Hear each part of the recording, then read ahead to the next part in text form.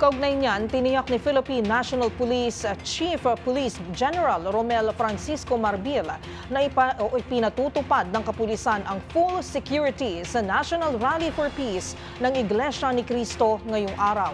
Pagsisiguro ng opisyal, hindi lang sa Metro Manila mahigpit ang kanilang seguridad, kundi maging sa iba't ibang bahagi ng Pilipinas. Ang mga detalye tinutukan ni Edniel Parosa. Nakalatag ng komprehensibong planong pansiguridad para sa Rally for Peace ng Iglesia ni Cristo, hindi lamang sa Metro Manila, kundi maging sa iba't ibang bahagi ng Pilipinas. Ayon kay PNP Chief Police General Romel Francisco Marbil, kabilang dito ang deployment ng pulisya sa iba pang key locations bukod sa Quirino Grandstand. Kasama rito ang liwasang Bonifacio sa lungsod din ng Maynila at iba pang lugar sa buong bansa. Sabi ni Marbil, patunay ang katatapos lamang na pista ng Jesus Nazareno ng mga Katoliko na kaya ng pulis na bantayan ng mga katulad ng major event.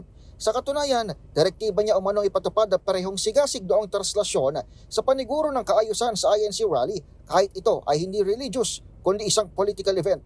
Ikinukonsidera na rin ng PNP ang magpatupad ng signal jamming bilang proteksyon sa mga dumadalo sa pagtitipong. Ang sentro ay nasa Quirino Grandstand. Naka-red alert naman ang Office of Civil Defense habang nakadeploy rin ang Task Force Tigil Pasada para sa mga mai-stranded, gayon din ang mga dagdag na tauhan ng MMDA at Philippine Army.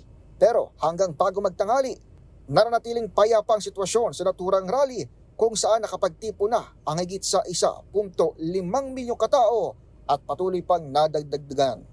Para sa MBC TV Network News, ito si Edniel Parosa ng D0H. Una sa Pilipinas, una sa Pilipino.